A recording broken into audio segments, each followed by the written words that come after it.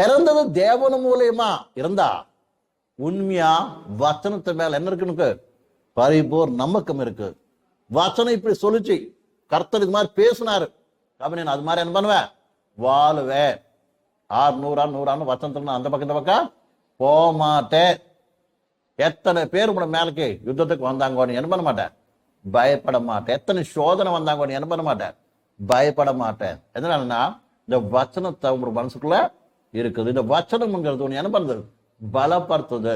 இந்த வச்சனம்ங்கிறது ஒண்ணு என்ன பண்ணுது, நிக்கி வைக்குது. அதே சொன்ன பாரு, கர்த்தரோட வச்சனம்ங்கிறதோட வித்து யாருக்கும் இருக்குது, அவங்க என்ன பண்ண மாட்டாங்க, பாவம் செய்ய மாட்டாங்க, செய்ய முடியாது சொல்லுது.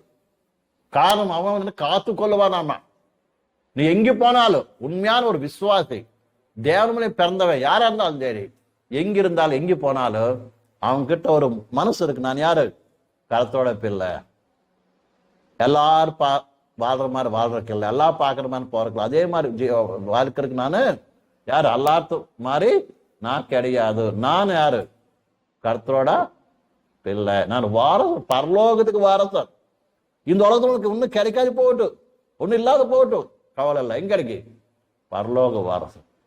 அந்த விசுவாசமும் விசுவாசிகள் இருந்து కాబట్టి ఆది అపోస్తలుల కాలத்துல யாரைతే சுவிசேஷம் கேட்டு கர்த்தருக்குள்ள வந்தாங்களோ அவங்க எல்லாரும் கூட இருக்கிறது கூட விட்டடிச்சுட்டு வந்துட்டாங்கப்பா.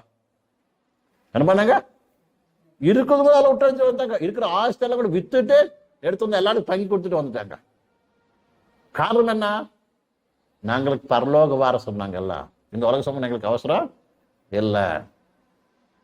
எங்களுக்கு இயேசு இருந்தா போதும், இயேசுநாதர் இருந்தா போதும். எங்களுக்கு எதுவுமே எங்களுக்கு அவசரம் இல்லைன்னு ஒரு உறுதியபூர்வமான மனசோட அவங்க எல்லாம் முன்னேறி போனாங்க. அது மாதிரி நாம் கிடைப்பான ஒரு வளரணும்.